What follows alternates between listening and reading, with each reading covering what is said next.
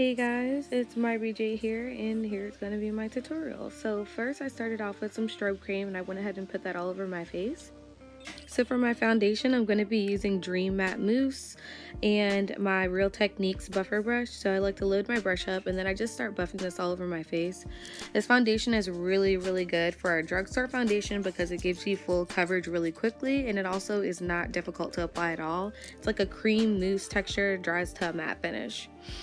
So next I'm going to be using my Bright Forecast Prep and Prime highlighter, and I use a very generous amount of this to highlight under my eye over top of the Dream Matte Mousse foundation, and it evens out to a nice highlighter and or concealer.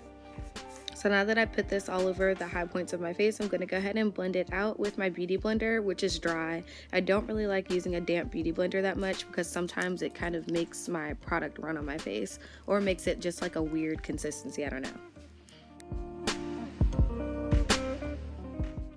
So now it's time to get these brows together. I'm using Quiet Brunette Prolongwear brow set along with MAC's Dipdown Fluidline in my 266 brush.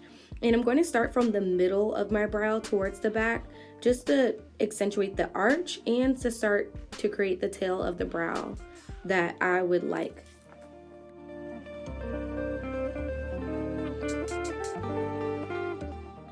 So for any of you who have ever used fluid lines from MAC, you know that they can be a little bit strong in their pigmentation, and you definitely have to be careful with how much you're using at one time when you work with them.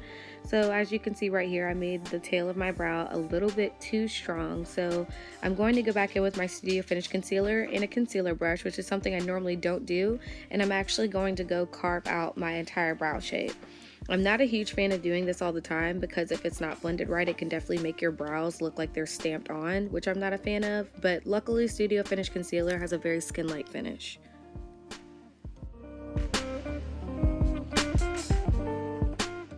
So now that my brows is on fleek, I'm going to go ahead and start prepping my eye with my Too Faced Shadow Insurance, which I absolutely love. If you've never tried this before, definitely go get some. A little bit goes a long way, so this P sizes are going to work for both lids, and I'm just going to make sure that that's properly blended in.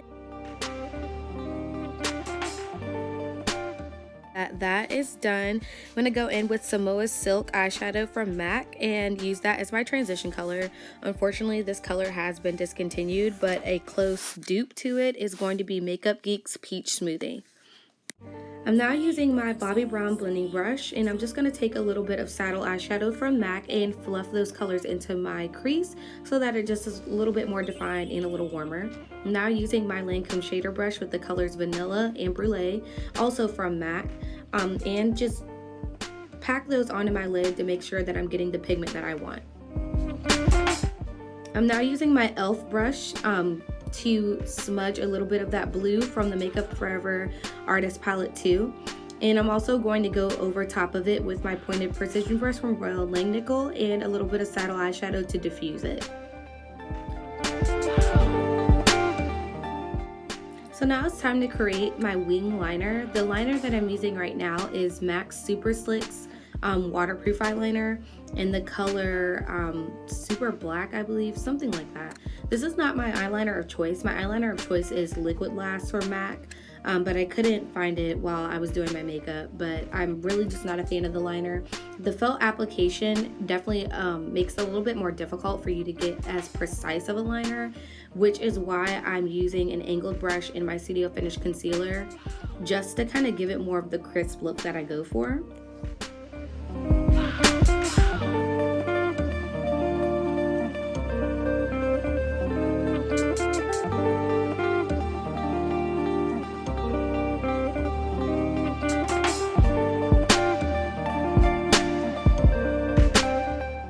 My lashes of choice are actually a new find of mine. These are the Ardell 3D Blooming lashes, I believe they're called.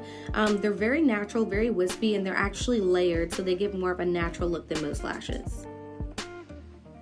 So now I'm going to go ahead and start my bronzing regimen. I am using MAC's Sun Power Mineralized SkinFinish to add some warmth and some light contour to my cheeks. I'm going to add a bit of this to my forehead as well, just to make sure that the warmth on my face is balanced, and also to make sure that I don't look too light or that my foundation doesn't look chalky in any areas. I'm also going to follow that up with using the Mineralized Skin Finish from MAC as well in the color Deep Dark, just to further start to add a little bit more contour and definition to my face as well as my nose.